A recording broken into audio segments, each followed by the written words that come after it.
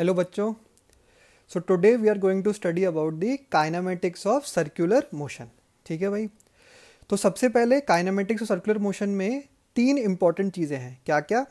Angular displacement, angular velocity and angular acceleration. ठीक है भाई। अब समझ लेते हैं एक बार कि क्या होता है एंगुलर डिस्प्लेसमेंट। तो अगर मान लो ये सिचुएशन है, ये दो पेंसिल्स हैं, ठीक है। अगर ये पेंसिल मान लो ऐसे गई, ये पेंसिल ऐसे थी पहले, ये ऐसे गई। सो बेसिकली कैसा हुआ? This is the angular displacement in clockwise direction. समझ में आ रहा है? तो ये क्या हो जाएगा? Angular displacement in clockwise direction. यहाँ से यहाँ कैसे हुआ? ऐसे हुआ। So this is angular displacement in clockwise direction. ठीक है भाई। और क्या बोल सकते हैं? मान लो ये सिचुएशन थी, ये ऐसे था और ये ऐसे हो गया। पहले ऐसे था और ये ऐसे हो गया। तो अब क्या हो जाएगा? ये हो जाएगा angular displacement, and this angular displacement will be in anti clockwise direction. Simple है एकदम। तो अगर ऐसे था, ये ऐसे हो गया।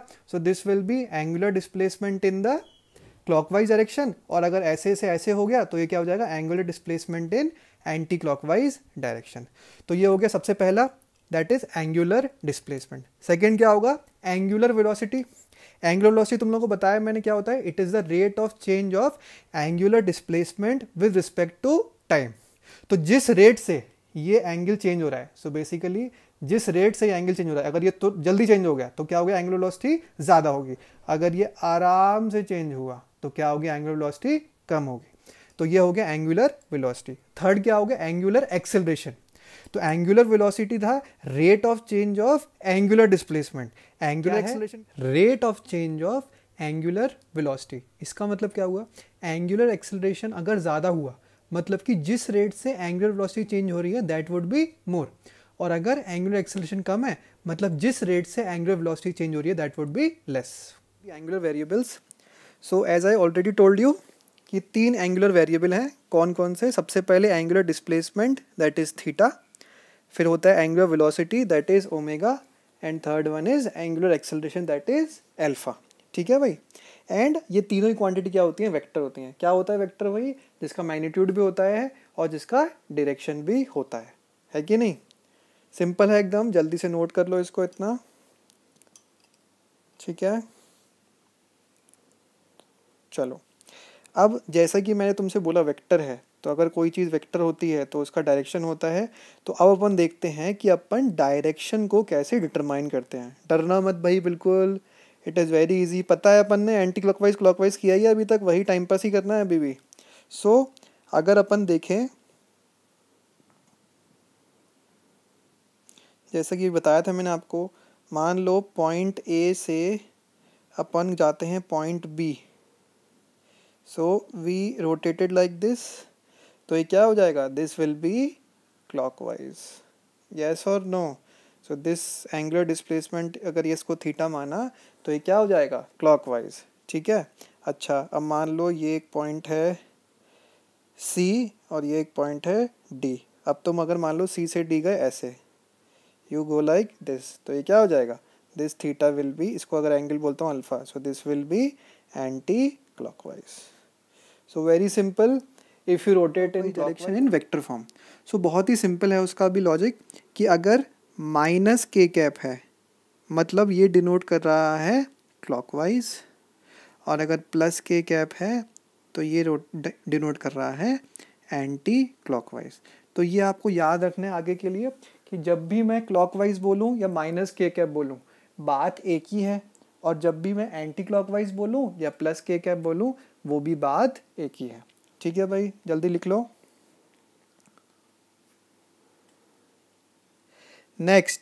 नेक्स्ट अब अपन रिलेशन देखते हैं जो काइनेमेटिक्स अपन ने पहले पढ़ी थी और काइनेमेटिक्स ऑफ सर्कुलर मोशन में। तो बिल्कुल सिंपल है। वहाँ पे तुम्हारा था लीनियर डिस्प्लेसमेंट s, यहाँ तुम्हारा क्या है? Angular displacement theta. समझे? वहाँ तुम्हारी थी लीनियर वेलोसिटी v, यहाँ क्या बन गई तुम्हारी? वही एंगुलर वेलोसिटी ओमेगा। वहाँ क्या था तुम्हारा? लीनियर एक्सेलरेशन a, यहाँ तुम्हारा क्या बन गया? Angular acceleration alpha.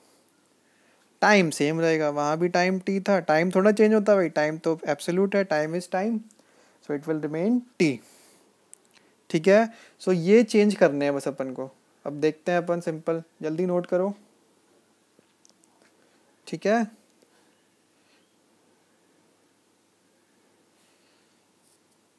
नेक्स्ट, अब अपन देखते हैं वहाँ पर जो अपन ने इक्वेशंस देखी थी वही इक्वेशन अगर यहाँ पे लिखनी हो तो वहाँ पे अपन ने क्या क्या इक्वेशंस पढ़ी थी। वहाँ अपन ने पढ़ा था v is equals to D S by D T, और क्या पढ़ा था अपन ने वहाँ पर, a is equals to D V by D T, और क्या पढ़ा था वहाँ पे अपन ने, a equal to v D V by D S. अब यहाँ पे क्या हो जाएगा, omega is equals to D theta by D T, alpha is equals to D omega by D T, and alpha is equals to omega D omega upon D theta. Please लिख लो सब लोग जल्दी से। सो like these were three very important equations. Similarly, for circular motion, these three also are very important equations. जल्दी से लिख लो भाई सब लोग। चलो अब आगे चलते हैं।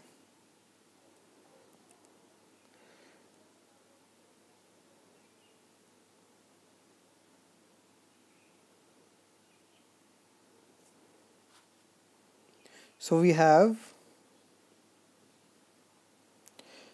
alpha is equals to d omega upon dt. So what we can do is d omega is equals to alpha dt. Next what we do is we integrate. So at t equal to 0, let initial angular velocity be omega naught, and at any time t let the angular velocity be omega. तो यहाँ पे क्या आ जाएगा integration से, omega minus omega not is equals to alpha T. कब कर सकते हैं, when alpha is constant. This can be done when alpha is constant.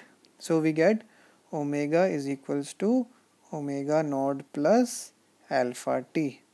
The very first equation can be applied when alpha is constant. लिख लो भाई, बिल्कुल kinematics जैसा ही है ये, जल्दी से लिख लो सब लोग।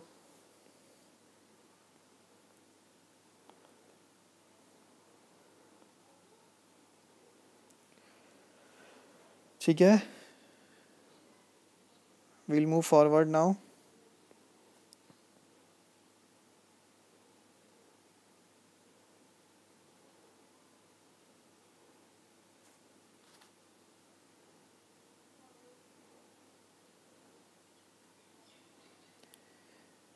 So first equation we got, now we'll find the second equation. So we can write omega is d theta by dt, and we already found omega is omega naught plus alpha t dt is equals to d theta. Same thing we'll do again. We'll do integration both sides from t equal to 0 to t, angular displacement 0 to theta. So this will be how much? Simple integration. So this will be omega naught t plus alpha t square by 2. So half alpha t square is equals to theta. So this is the second equation. Theta is equals to omega naught t plus half alpha t square. Again can be applied when alpha is constant. लिखते जाओ भाई, ये calculation वाला part है, math से simple और कुछ भी नहीं है इसमें। So today we are just doing derivations, simple derivations. Next we'll get the third equation.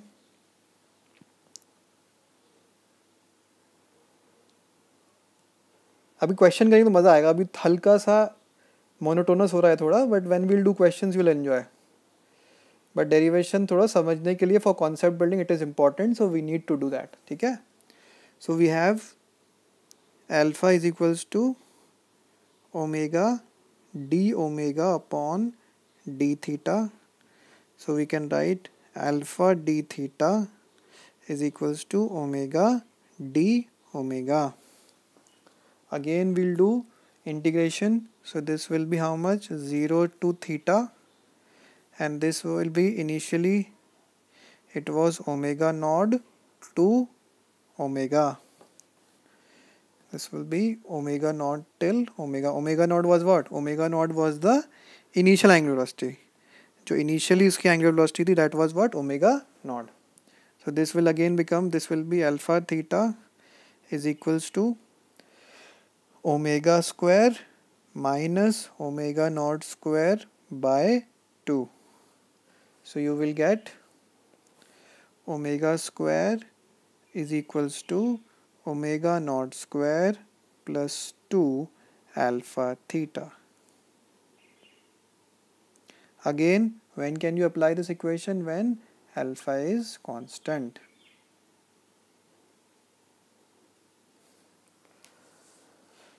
So this is really easy, simple mathematics, simple calculus.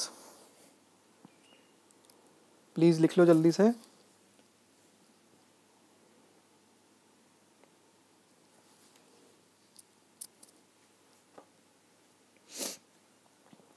Now I'll just summarize all the equations together so that you can note.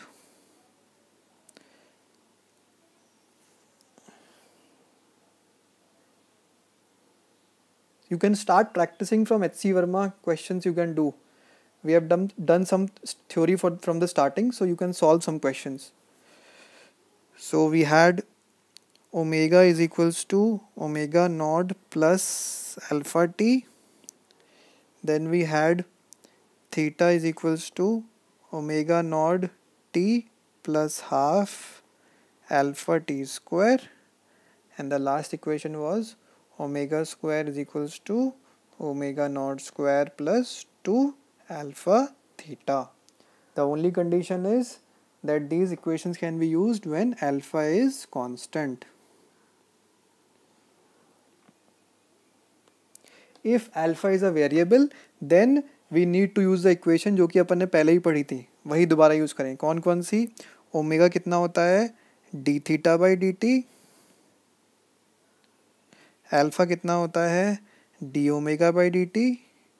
And एक और formula कितना था?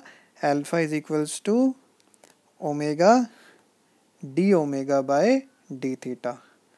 सो these equations are always true. ये जो तीन equation नीचे लिखी हैं, these are always true. These are always true. But in order to apply the above